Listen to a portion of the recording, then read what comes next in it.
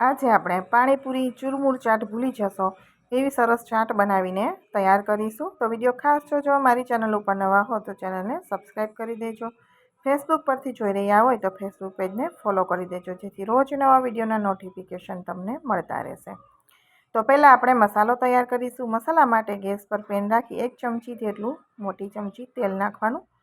તેલની અંદર આપણે જીરું અને હિંગ નાખી દઈશું. ત્યાર પછી આપણે એની અંદર નાખીશું છીણેલું આદું.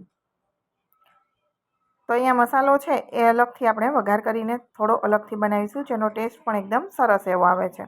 આદું નાખ્યા પછી આપણે મરચાંની કટકી નાખીશું. તીખાસનો જોઈએ એ પ્રમાણ લેવાનું, કેમ કે આગળ ચટણીઓનો પણ ઉપયોગ થશે.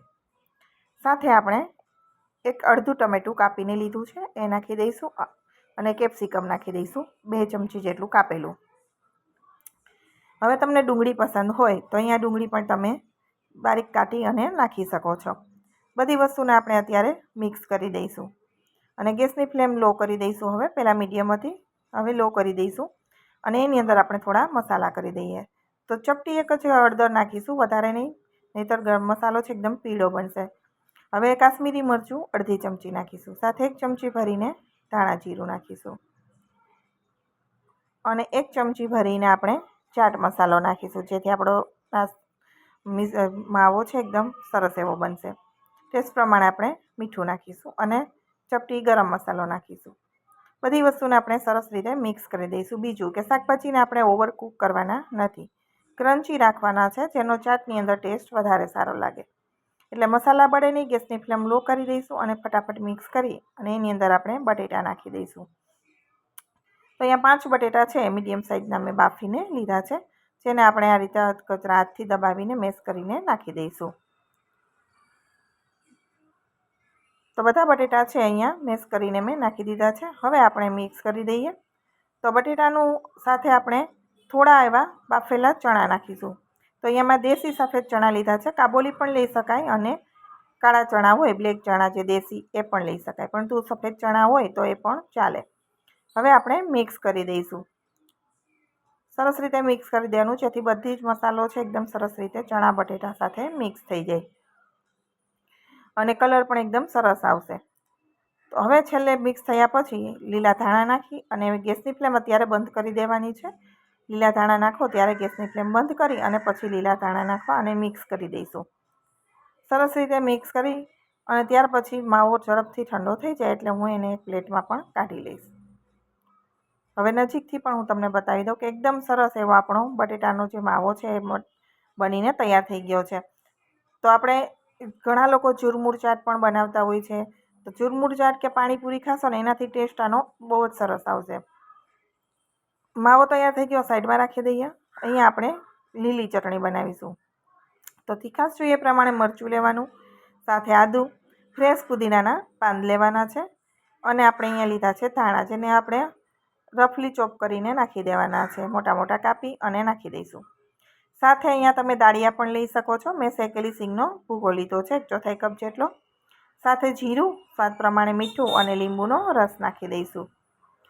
તો તમારી ચોઈસ પ્રમાણે તમે અહીંયા ઉપયોગ કરી શકો છો. બ્રેડ હોય તો પણ નાખી શકાય, દાળિયા પણ નાખી શકાય અને સિંગના દાણા પણ નાખી શકાય. હવે ચટણીનો કલર એકદમ ગ્રીનિશ રહે એટલે એના માટે આપણે આઈસ ક્યુબ, બરફના ટુકડાઓ નાખી અને પીસી લેવાનું છે. એકદમ ફાઇન પીસવાનું છે. તો અહીંયા સરસ મજાની આપણી લીલી ચટણી બનીને તૈયાર થઈ ગઈ છે. તો ચટણી તમારે જોઈએ એ પ્રમાણે ચાટ મસાલો પણ તમે નાખી શકો અને સંચળ પણ તમે નાખી શકો છો. હવે આપણે લઈશું દહીં, જે ગળી ચટણી બનાવવા માટે. તો 1 વાટકી દહીં અને એની અંદર મેં 1 મોટી ચમચી ભરીને ખાંડ નાખી દીધી છે. આપણે દહીંને સરસ રીતે ફેટી લેવાનું છે એક રસ થઈ જાય ત્યાં સુધી, અને ખાંડ તો એની મેળે આપણે રસ તૈયાર કરીશું ડીશ ત્યાં સુધીમાં ઓગળી જશે, મેલ્ટ થઈ જશે. દહીંના સાઈડમાં રાખી અને હવે આપણે ચાટ બનાવવાની તૈયારી કરીએ. તો ચાટ બનાવવા માટે અહીંયા મેં સૂજીને જે પૂરી બજારમાં રેડીમેડ મળે છે એ જ તરેલી લીધી છે, જેનો ટેસ્ટ ખૂબ જ સરસ એવો લાગે છે. તો પાણીપુરીની આપણે પહેલાં ભૂકો કરી દેવાનો છે. એક બોલ લઈ લેવાનું, મિક્સિંગ બોલની અંદર પહેલાં પાણીપુરીનો ભૂકો, ત્યાર પછી એની અંદર આપણે બટેટાનો મસાલો નાખીશું અને ઉપરથી હું થોડા લીલા મરચાં, કાપેલા ટામેટાં નાખું છું. અને તમને જો ડુંગળી પસંદ હોય તો અહીંયા ડુંગળી પણ તમે લઈ શકો છો.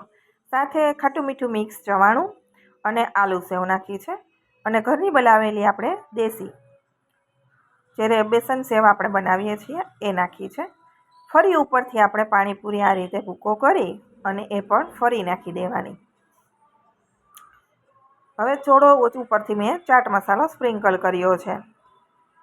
પછી આપણે હવે એની અંદર ચટણીઓ નાખીશું. તો ગ્રીન ચટણી તીખાશ જોઈએ એ પ્રમાણે લેવાની, દહીંની ચટણી છે, ખજૂર આંબલીની ચટણી છે અને ચોથી ચટણી તમને જો લસણની પસંદ હોય તો લસણની 8 થી 10 કળીઓ સાથે તમારે પાણી અને મીઠું લઈ અને એકદમ સરસ રીતે પીસી લેવાની, જેથી તમારી લસણની ચટણી બનીને રેડી થઈ જશે. તો અહીંયા પહેલાં મેં ગ્રીન ચટણી નાખી છે, સાથે ખજૂર આંબલીની ચટણી અને લાસ્ટમાં આપણે દહીં જે રેડી કર્યું છે ગળ્યું એ નાખી દઈશું. તો આ રીતે બધી ચટણીઓ નાખ્યા પછી આપણે એને મિક્સ કરી દેવાનું છે. તો એકદમ સરસ રીતે બધા મસાલા ચટણી સરસ મિક્સ થઈ જાય ત્યાં સુધી આપણે કોઈ પણ મોટા બાઉલમાં તમારે મિક્સ કરી દેવાનું. પછી એને આપણે પ્લેટમાં સર્વ કરવાનું. તો સર્વ કરતી વખતે પણ જેને જોઈએ એ પ્રમાણે આપણે એડ કરવાનું. તો એ પણ હું તમને આગળ બતાવી દઉં છું. તો ચટપટી એવી સરસ મજાની ચાટ બનીને તૈયાર થઈ જશે. ઘણા લોકો ચૂરમૂર ચાટ કહેતા હોય છે, આટલી વસ્તુઓ નાખી અને સર્વ કરતા હોય છે, પરંતુ આપણે અલગથી થોડું કરીશું. હવે તમને પાપડનો ચૂરો પસંદ હોય ને, અડદના પાપડનો, તો એ પણ આમાં સરસ લાગે છે અને બટેટાની વેફર પણ તમે અહીંયા એડ કરી શકો છો. આજે મેં પાપડનો ચૂરો નથી નાખ્યો, પરંતુ પાપડનો ચૂરો નાખવાથી પણ એકદમ સરસ એવો ટેસ્ટ આવે છે. હવે એને પ્લેટમાં આપણે સર્વ કરી દેવાનું. ત્યાર પાછળ ઉપરથી આપણે ચટણીઓ ફરી આપણે નાખીશું અને સાથે આપણે તમને લસણ ડુંગળી જે પણ પસંદ હોય એ ઉપરથી તમે ગાર્નિશ કરી અને સર્વ કરી શકો છો. ઉપરથી થોડું ચવાણું સેવ બધું આપણે આ રીતે સ્પ્રિંકલ કરી દઈશું. તો તમે જ્યારે સર્વ કરો ત્યારે તમારી ચોઈસ અકોર્ડિંગ તમે અહીંયા ચટણીઓ સેવ બધું નાખી શકો છો. અને ઘણા લોકોને મસાલા સિંગ પણ પસંદ હોય છે, તો એ પણ તમે અહીંયા ગાર્નિશિંગમાં દાડમના દાણા છે, ટામેટાં છે, લીલું મરચું છે, લીલી ડુંગળી કે સૂકી ડુંગળી કાપેલી હોય એ બધું તમારી ચોઈસ પ્રમાણે તમે અહીંયા ગાર્નિશિંગ કરી અને પછી સર્વ કરી શકો છો. આપણે બધું જ મરચાંના ટુકડાઓ, ટામેટાં, ચવાણું, સેવ અને હવે છેલ્લે નાખ્યા છે લીલા ધાણા. ઉપરથી તમને જે પણ પસંદ હોય એ ચટણીઓ ફરી તમે તીખાશ ખાવાનું હોય એ પ્રમાણે લેવાનું. તો આપણી એકદમ સરસ મજાની ચાટ હવે બનીને તૈયાર થઈ ગઈ છે. તો તમે નજીકથી પણ હું બતાવી દઉં છું, તમે જોઈ શકો છો ખૂબ જ સરસ એવી બને છે. અને એકવાર તમે આ ચાટ બનાવશો ને તમને એકદમ સરસ એવી ટેસ્ટ આવશે. તો જરૂર ટ્રાય કરજો. કોમેન્ટ બોક્સમાં પણ જણાવજો કે તમને મારી રેસીપી કેવી લાગી છે. અને રેસીપી પસંદ આવી હોય તો વિડીયોને લાઇક અને વધુમાં વધુ લોકો સાથે શેર કરવાનું બિલકુલ ભૂલતા નહીં. ફરી મળીશું આવી જ નવી રેસીપી સાથે. આવજો, બાય બાય.